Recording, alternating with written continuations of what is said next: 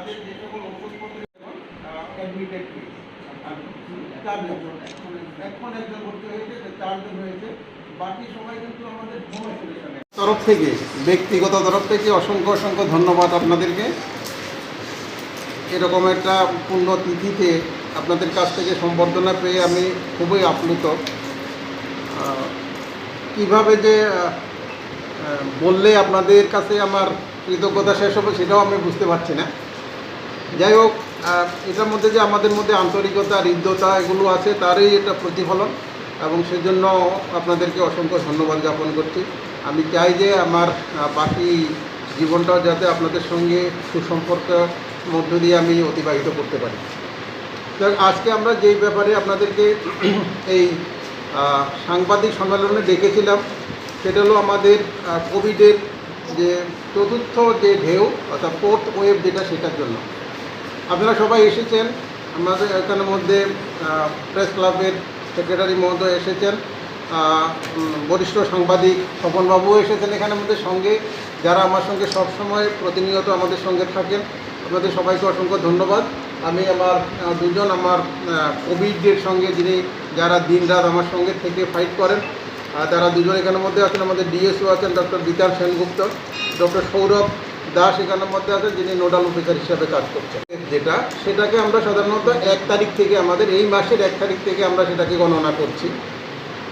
এর মধ্যে আপনারা দেখে গেছেন যে এই 1 তারিখের পরে আমরা বেশ কিছুদিন পর্যন্ত আমাদের এই জেলাতে কোনো প্রকারের কোভিড বা করোনার কোনো আক্রমণ ছিল না।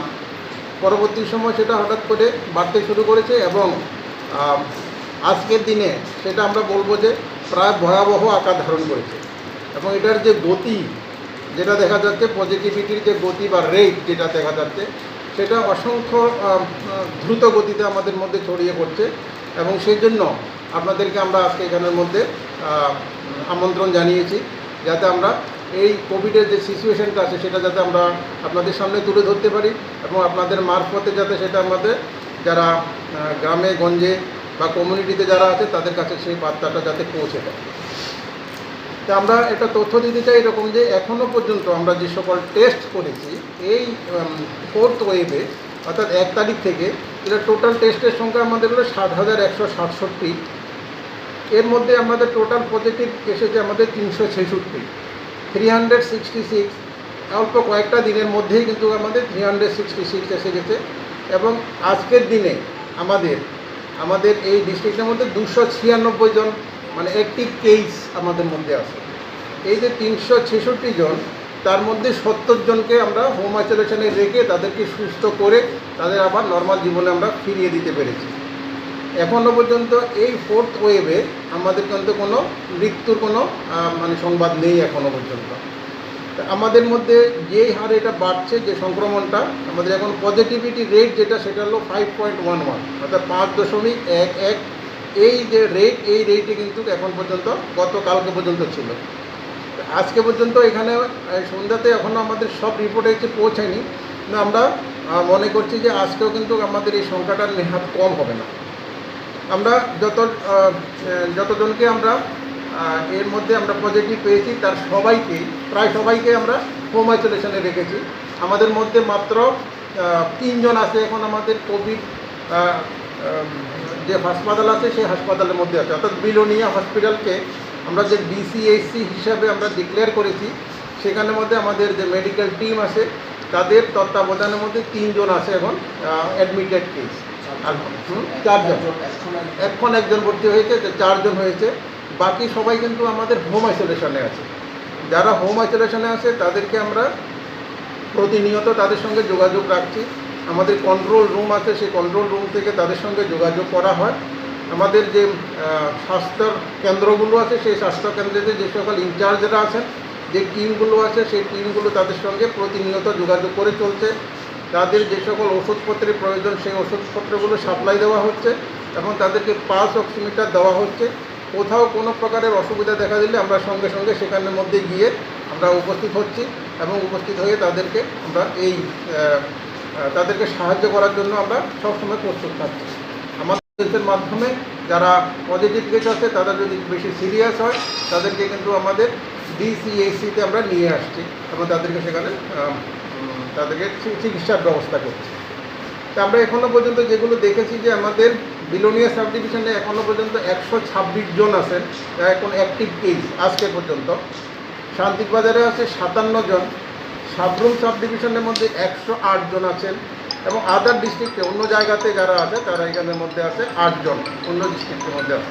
তো এইভাবে আমাদের যে 196 জন 296 জন যারা আছে তারা কিন্তু বিভিন্ন জায়গাতে চিকিৎসিত হচ্ছেন।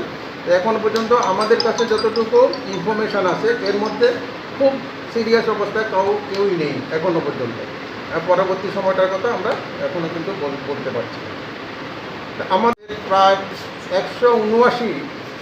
179টা আমাদের টিম আছে, অর্থাৎ আমাদের 149টা আমাদের সাব সেন্টার আছে, যে সাব সেন্টারের মধ্যে আমাদের সিএইচও এবং এমপিডব্লিউরা আছেন।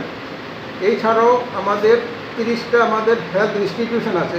সব মিলিয়ে 179টা আমাদের হেলথ ইনস্টিটিউশন আছে যেখান থেকে আমরা এই সার্ভিসগুলো প্রদান করে থাকি এবং প্রত্যেকটা ইনস্টিটিউশনে আমাদের টিম আছে।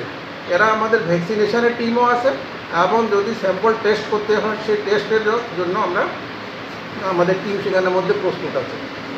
আমরা এখনও পর্যন্ত নর্মালি আমাদের যে কর্মসূচি চলছে সেই কর্মসূচির মধ্যে হলো যে সকল পেশেন্টকে আমরা সিমটোমেটিক অর্থাৎ কোনো রোগের কোনো লক্ষণ দেখি তাদের সবাইকে আমরা পরীক্ষা করি।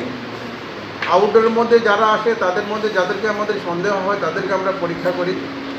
ইনডোরে অর্থাৎ যারা ভর্তি হয় তাদের সবাইকে আমরা টেস্ট করি। এছাড়াও বিভিন্ন প্রতিষ্ঠানে গিয়ে অর্থাৎ অফিসের মধ্যে গিয়ে আমরা কিন্তু টেস্টিং করছি, বিদ্যালয়ের মধ্যে গিয়ে আমরা টেস্টিং করছি। যেখানে যেখানে আমরা পজিটিভ পাচ্ছি তাদেরকে সেই অবস্থাতে তাদেরকে উপদেশ দিয়ে তাদেরকে আমরা হোম আইসোলেশন করার জন্য ব্যবস্থা করছি। এইভাবে আমরা আমাদের কোভিডকে কন্ট্রোল করার জন্য বা ম্যানেজ করার জন্য আমাদের যে কর্মসূচি সেই কর্মসূচিটা চলছে।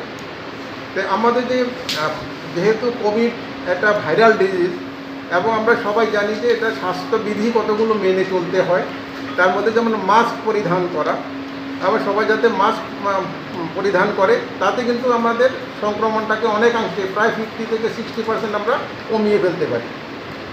এই মাস্ক পরার ক্ষেত্রে কিন্তু একটা নিয়ম কারণ আছে যেগুলো সেগুলো মানতে হবে, অর্থাৎ এটা সবসময় পরে রাখতে হবে, এটা ঠিকমতো পরতে হবে, বারবার সেটাতে হাত দেওয়া চলবে না। এই সকল জিনিসগুলো যাতে আমরা মেনে চলি সেদিকে আমাদেরকে লক্ষ্য রাখতে হবে এবং তার মাধ্যমে আমরা কিন্তু এটাকে প্রতিহত করতে পারি। গত 3টা ওয়েভের সময় আমরা এইভাবেই সেটাকে কন্ট্রোল করেছি। দ্বিতীয় যেটার মাধ্যমে আমরা এটাকে প্রতিরোধ করতে পারি সেটা হলো বারবার হাত ধুয়ে নেওয়া বা আমাদের যে অঙ্গ প্রত্যঙ্গগুলো সেগুলোকে বারবার সাবান জল দিয়ে হাত ধুয়ে নিয়ে এটাকে সবসময় পরিষ্কার রাখা বা জীবাণুমুক্ত রাখা। এর মাধ্যমে কিন্তু আমরা অনেকাংশেই আমাদের যে কোভিডের সংক্রমণ সেটাকে আমরা কমিয়ে রাখতে পারি। তৃতীয় যে ব্যবস্থাটা আছে সেটা হলো দূরত্ব বজায় রাখা, অর্থাৎ একজনের থেকে আরেকজনের মধ্যে যাতে একটা নির্দিষ্ট দূরত্ব বজায় থাকে সেদিকে আমাদেরকে লক্ষ্য রাখা। চতুর্থ জিনিস যেটা হলো ভিড় এড়িয়ে চলা, কোনো অপ্রয়োজনে কোনো ভিড়ের মধ্যে যাতে না যাওয়া হয় বা সবসময় ভিড় এড়িয়ে চলতে পারলে সবচেয়ে ভালো। বিশেষ প্রয়োজন ছাড়া যাতে মানুষ হাটে বাজারে বা বিভিন্ন জায়গাতে আড্ডা দেওয়ার জন্য না যায় এবং বিভিন্ন যে র্যালি বা বিভিন্ন যে আমাদের মিটিং মিছিলগুলো আছে সেখানের মধ্যে যাতে সবাই একটু সাবধান থাকে, সবাই যাতে মাস্ক পরে, সবাই যাতে সেখানের মধ্যে দূরত্ব বজায় রাখে সেদিকে আমাদেরকে লক্ষ্য রাখতে হবে। আরেকটা জিনিস হলো আমাদের যে কোভিডকে যদি প্রতিহত করতে হয় সবসময় আমাদের শরীরের মধ্যে ইমিউনিটি সৃষ্টি করতে হয়। খাদ্য আমাদের খুব বেশি প্রয়োজন। তো আমরা সবাইকে বলবো এই সময়টাতে সবসময় যাতে খাদ্যদ্রব্যের মধ্যে দিকে নজর দেওয়া হয়, বাসি খাবার যাতে না খাওয়া হয়, আঢাকা খাওয়া যাতে না খাওয়া হয়, বাইরে যে সকল জাঙ্ক ফুড আছে সেগুলো যত সম্ভব যাতে পরিহার করা হয় সেদিকে আমাদেরকে লক্ষ্য রাখতে হবে এবং আমাদের দৈনন্দিন খাদ্য তালিকার মধ্যে যাতে সবসময় পুষ্টিকর খাদ্য, সুষম খাদ্য এবং যাতে সহজে হজম হয় এরকম খাদ্য যাতে আমরা সবসময় রাখি, তাহলে সেটা কিন্তু আমাদেরকে পুষ্টি দিতে সাহায্য করবে এবং পক্ষান্তরে আমাদের এই যে কোভিডকে প্রতিহত করতে আমাদেরকে সহায়তা করবে। তারপরে আমরা বলবো যে home isolation is also another, মানে আমাদের আরেকটা পথ যার মাধ্যমে আমরা এটাকে প্রতিহত করতে পারি। যাদেরকে আমরা পজিটিভ পাবো তাদেরকে আমরা হোম আইসোলেশন করবো, তাদের বাড়িতে রাখার জন্য ব্যবস্থা করব। সেইখানের মধ্যে যাতে পাবলিক যাতে সেই যে আমাদের নিয়মকানুনগুলো যাতে মানে এখানের মধ্যে তারা যাতে পরিবারের অন্যান্য সদস্যদের থেকে একটু আলাদা থাকে সেদিকে তাদেরকে নজর রাখতে হবে। এখনকার এই ওয়েভের সময় আমাদের যে নিয়ম হয়েছে সেই নিয়মে হলো 7 দিন পর্যন্ত কিন্তু ঘরে থাকতে হবে। আগে প্রথমবার যেরকম আমরা 14 দিন, তারপরে আবার এসে 7 দিন, এরকমের কোনো প্রয়োজন নেই। টোটালি আমরা 7 দিনের জন্য ওনাকে আইসোলেট করছি। আবার একটা কথা আছে, যদি আমরা আইসোলেশন করার পরে অর্থাৎ তাদেরকে ঘরে রাখার পরে দেখা যায় যে পরপর 3 দিন তার শরীরে কোনো প্রকারের জ্বর নেই, তাহলে আমরা ওনাদেরকে ডিক্লেয়ার করতে পারি যে সেটা কোভিডের যে ভয় যেটা সেটা অনেকাংশে সেখান থেকে কেটে যায়। তো এই ব্যাপারে এইভাবে আমরা কিন্তু হোম আইসোলেশন করে হোম আইসোলেশনের মাধ্যমে এটা যাতে কমিউনিটির মধ্যে ছড়িয়ে না পড়ে সেই ব্যবস্থা আমরা করছি। সর্বশেষ যেটা কথা বলবো সেটা হলো আমাদের ভ্যাকসিন। ভ্যাকসিনই একমাত্র উপায় আছে যার মাধ্যমে আমরা সেটাকে প্রতিহত করতে পারি। যে কোনো ভাইরাল ডিজিজ বা সংক্রামক রোগকে আমরা কিন্তু প্রতিহত করি এই ভ্যাকসিনের মাধ্যমে। আমরা ইতিমধ্যে অনেকাংশে অনেক লোককে আমরা ভ্যাকসিন দিয়েছি। এখন আমাদের যেটা হলো আমাদের প্রিকশন ডোজ সেটা নেওয়ার জন্য অনেকাংশে অনীহা ছিল। এখন মানুষের মধ্যে আবার সেই স্পৃহা জেগেছে। তো আমরা এই ভ্যাকসিনের মাধ্যমে এই রোগটাকে আমরা কিন্তু প্রতিহত করতে পারি। কিছু কিছু লোকের মনে এরকম দ্বিধা আছে যে আমরা 2বার বা 3বার আমরা ভ্যাকসিন নিয়েছি তারপরেও আমার পজিটিভ হচ্ছে। এটা কিন্তু নিয়মের বাইরে কিছু নয়। আমরা ভাইরাসে আক্রান্ত হবেন ঠিক আছে, ওই ব্যক্তি যে ব্যক্তি 3বারও বা 2বার যিনি ভ্যাকসিন নিয়েছেন ভাইরাসে আক্রান্ত হতে পারেন, কিন্তু ওনার যে জটিলতা বা ওনার যে ফ্যাটালিটি বা মৃত্যু ভয় যেটা সেটা অনেকাংশেই কমে যাবে এবং ওনার থেকে অন্যদের মধ্যে ছড়িয়ে পড়ার যে প্রবণতা সেটাও অনেকাংশে কমে যাবে। এইভাবে আমরা আমাদের যে কোভিডের যে বর্তমানের যে ঢেউটা সেটাকে আমরা প্রতিহত করার জন্য চেষ্টা করছি। আমরা এর মধ্যে দেখেছি যে আমাদের রূপাইছড়ি এবং জোলাইবাড়ি ব্লকে বিভিন্ন জায়গার মধ্যে আমাদের ভ্যাকসিন নেওয়ার যে কাভারেজ ছিল সেটা অনেকাংশেই কম। সেজন্য আমাদের ডিস্ট্রিক্ট টাস্ক ফোর্স মিটিং যেটা আমরা গতকালকে অনুষ্ঠিত হয়েছে ডিএম অফিসে মাননীয় এডিএমের নেতৃত্বে, সেখানের মধ্যে সিদ্ধান্ত করা হয়েছে যে এখানের মধ্যে আমরা স্পেশাল ড্রাইভ দেব, যেখানের মধ্যে যাতে আমরা এখানের মধ্যে যারা বাকি আছে তাদের সবাইকে যাতে আমরা ভ্যাকসিন দিতে পারি।